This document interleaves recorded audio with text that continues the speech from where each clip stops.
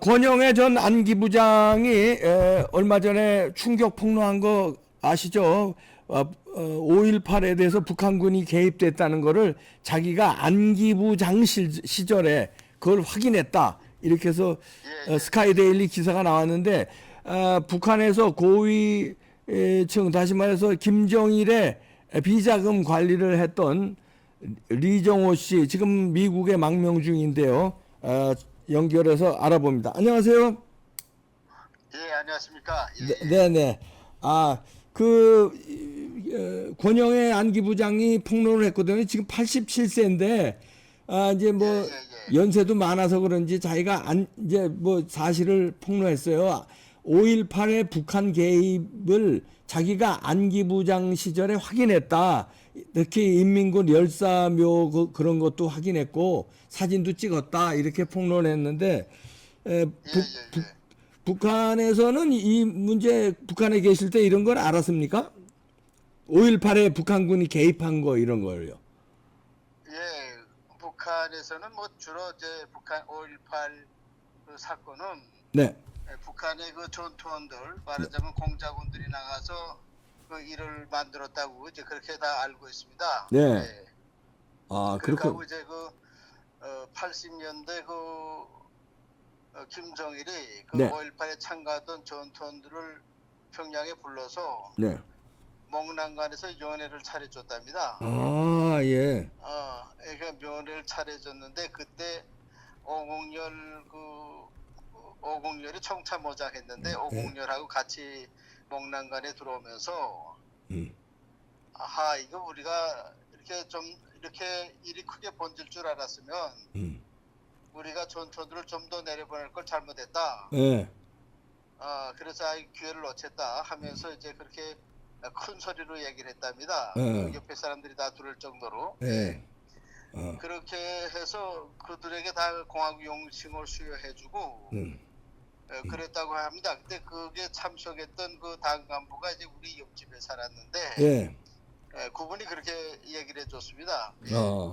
그러니까 5.18의 전투원들을 치하하면서 조금 더 투입했으면은 남한을 먹을 수 있었을 텐데 좀 아쉽다 이런 얘기네요. 그러니까. 예, 그렇습니다. 네. 네, 말씀하세요. 네. 네. 그렇게 하고 그다음에 또 우리가 그 북한군의 그 장성들 속에서는 뭐냐면은 그때 5.18 그 작전이 어떻게 진행됐냐면 네. 북한의 그 김일성식 유격전이라고 하는데 그건 뭐냐면 이제 아군하고 적군 사이에 네. 그 적군 사이에 들어가서 몰래 들어가서 이쪽에도 총을 쏘고 저쪽에도 총을 쏘는 겁니다. 그렇게 하고 살짝 빠지면은 조가간에 서로 그 뭔가 그 자기 사람들이 죽어서 총에 맞았으니까 네. 사람이 그 굉장히 뭔가 그 격해지잖아요. 예. 그럴 때는 뭐 사방에 총을 쏘잖아요. 그래서 예. 그런 식으로 이제 그 유격전을 했다고 이제 그렇게 그 전술까지도 얘기를 하고 있었습니다. 예. 예, 근데 이거는 우리 뭐 이제 항일무장 투쟁에서 이제 그런 그 회상기도 있고 하니까 사람들이 다 이해했고, 그다음에 이제 그때 상황에 내가 군대에 있었는데, 네. 그때는 뭐냐면 남조선에서 이제 박정희 대통령이 그 돌아가셨기 때문에 네. 이제 일단 명령만 내리면 남한에 공격한다 하는 전투 준비를 다 하고 있었습니다. 예. 예. 그랬으니까 정말 그거는 그 대한민국으로서는 굉장히 위험한 상황이 아닙니까? 그렇죠. 예. 리더십이 없으니까, 네. 대통령이 없으니까. 그래서 북한은 그걸 노리고 예. 아마 그 남한을 침공하겠다는 명령만 내리면 그냥 돌격한다고 해서 다 뭐 전투 장구를 착용하고 항상 뭐 지하 갱도도 들어가 있었고 이제 이랬습니다. 네. 예, 그런 상황이에요. 그다음에 뭐 이제 내가 또 이제 이런 애국 열사며 이제 군인들의 그 영웅들의 묘도 이제 네. 2012년도에 참관했는데 사진 좀 올려주세요. 네. 말씀하세요. 예, 그 전에 거기에 보면은 그 무명 영웅들이 많단 말이에요. 무명 영웅들. 이제 네. 1950년대 출생들인데 50년대 이제 50년대 출생들 뭐 40년대 출생들인데 어느 전투에서 영웅이 됐다는 거고 공화국 영웅만 돼 있단 말이에요. 네. 근데 그 옆에 보면은 뭐 베트남 전쟁에서 그 영웅이 됐다는 건 베트남 전투 참가했다 뭐 이런 게 이제 다 나와 있는데 네. 아마 그런 무명 그 영웅들이 아마 남조선 그에 나가서 이제 투쟁한 전투원들이 아니겠나 이렇게 생각합니다. 예. 예. 그러니까 무명 처음에는 그러니까 여기 권영애 씨도 폭로했어요. 그 처음에는 이미 저 5.18에 투입한 전투 요원들을 이렇게 기리는 열사묘를 했는데 이게 남한에 적발되니까 이게 이제 저 옮겼다고 이 묘를 그러면서 아마 무명 묘로 이렇게 위장하지 않았나 이렇게 분석들을 하고 있더라고요. 그러니까 총진에 했다면은 그 이해가 되는 건 뭐냐면 네. 그 총진 그 연락소가 있는데 이건 작전부 연락소입니다. 예. 예, 그러니까 그 작전부 연락소에는 이 사람들이 그 총진 연락소에는 뭐 잠수정도 있고 그 배들이 있습니다. 남조선에 침투할 수 있는 배. 왜냐하면 남해안에 침투할 수 있는 그런 배 고속정도를 가지고 있어요. 네. 총진 연락소가. 그러면 그 총진 연락소 전투원들이 나갔을 확률이 높잖아요. 그러네요. 예. 그러니까 그게 총진 연락소가 그 작전부 그 사람들이 굉장히 뭐 이제 그 전투력이 있는 그런 부대로 소문났는데 아마 그래서 그렇게 되지 않았나. 그게 그 작전부 연락소가 이제 뭐 이제 잠수함도 운영하고 그다음에 그런 쾌속 정도도 운영하고 그 배들도 운영한단 말입니다. 예. 그러면 그런 부대가 이제 그 나르지 않았겠나. 예, 이렇게 생각합니다. 예. 과거에는 지금이야 뭐 중국으로 위조 여건으로 막 들어오지만 과거에는 이제 잠수정을 통해서 간첩들이 들어오고 이런 특수부대들이 들어오고 이랬잖아요. 글쎄, 아니 그러니까 나는 뭐 지금 그 이제 이따금씩 TV를 보면은 네. 그 전라남도 그쪽에는 보통 소형배로 들어와도 누가 누군지 어떻게 알 수 없잖아요. 그러니까. 소형배 타고 합법적으로 들어와도 그게 뭐 이제 거기다가 남조선 배 이름 이렇게 쓰고 들어오면 누가 단속할 수 있어요. 예. 그러니까 뭐 그거 나는 왔다 갔다 하는 그때 우리 군대 복무할 때도 그 이제 그 전년에서 이제 그 네. 통로가 있습니다. 이제 그 전에 한번 그 내가 이봉규 TV에서도 이제 봤는데 네. 그 민경의 군마든치도 말하잖아요. 그게 그 통로가 있다고 이제 그 피스톤들이 왔다 갔다 하는 통로가 있다고. 그러니까 내가 군대 복무할 때는 70년대 80년대 초인데 네. 그때도 그 한 달이 몰다하게 사람들이 대열 지어 나갔단 말이에요. 예. 이제 그 공작원들이. 예. 네. 그러니까 뭐 그 남조선의 그 북한의 공작원들이 파견되는 거는 네. 정말 쉬운 일이라고 생각합니다. 그러네요. 마음만 먹으면 그냥 얼마든지 저 공작원을 투입시켜서 일을 벌일 수 있는 그런 거네. 그 사람들 훈련이 잘 된 사람들이니까. 그렇게 하고 되면 그 전년에서도 그 지뢰가 다 그들이 나가는 통로는 해제돼 있단 말입니다. 예. 그래서 그 가고 하니까 하여튼 북한군이 이제 그 5.18에 개입했다는 거는 북한 내부에서는 기정사실화돼 있는데 네. 내가 한국에 오니까 한국에서는 이걸 말을 못하게 하잖아요. 네. 그렇잖아요. 근데 이게 표현의 자유가 있는 나라에서 그 사람들이 각자가 생각하거나 자기가 느끼거나 본 것이 있으면 말할 수 있지 않습니까? 그렇죠. 예. 예, 이건 말을 하지 못하게 한다는 거는 그만큼 뭐 감춰야 될 게 있기 때문에 또는 두려운 게 있으니까 말을 못하게 하지 않습니까? 이거. 예. 그러니까 이런 거 특검하면 좋을 것 같아요. 예. 이런 걸 특검해야죠. 예. 맞습니다.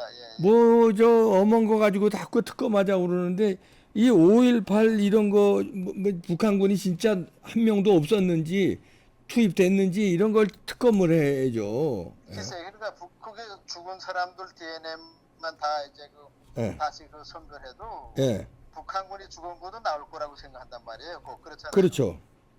예, 뭐 거기에 뭐 무명 전사 묘가 있다는 건 거기서 죽었다는 거잖아요. 그렇죠. 예. 그러니까 그런 것도 이제 그럼 다 DNA 하는 뭐 DNA 검사하는 죽은 사람들 하면은 그가 다 밝혀진다고 생각합니다. 예. 그러네요. DNA 검사도 하고 그다음에 그 당시에 뭐 자료들 그 뭐 무기고 습격하고 뭐 이런 거 자료들 다 교도소 습격하고. 예. 그때는 우리 박사님고 그러면 도대체 이 대학생들이 무기고를 탈출하겠다는 생각을 어떻게 할 수 있고 그것도 한두 자리도 아니고 뭐 1000자루 1500자루 막 훔치고 탄약 훔치고 포탄 설치하고 하는데 이거는 훈련되지 않은 사람들이 아니면 할 수가 없단 말입니다. 그렇죠. 이런 거 특검에서 다시 조사하면은 이게 생존에 있는 사람이 많으니까. 예? 글쎄 말이에요. 그러니까 지금 그 보통 뭐 우리가 대학을 다닌다든지 또 우리 자식들이 대학을 다녀도 군대 복무하지 않았다면 총을 다룰 수 없잖아요. 그러게요. 예. 그렇잖아요. 예, 예. 그다음에 그걸 앞에서 선동한 사람들이 그때 누구였는지 그것도 무기고도 뭐 한두 개가 아니고 수십 개를 그 습격에서 빼앗지 않았습니까? 예. 예, 예. 그러면 이것이 과연 정말 그 감출 수 있는 문제인가? 이것이 뭐 제가 한 사람들이 있다면 떳떳하게 나와서 내가 그렇게 이렇게 했다고 예. 말해야 되잖아요. 예. 그러게요. 아, 고맙습니다. 참. 아이고, 알았습니다. 네, 감사합니다. 리정호 선생이었습니다. 고맙습니다. 예, 네. 예, 감사합니다. 예, 예. 이분은 지금 미국에 망명 중인데요.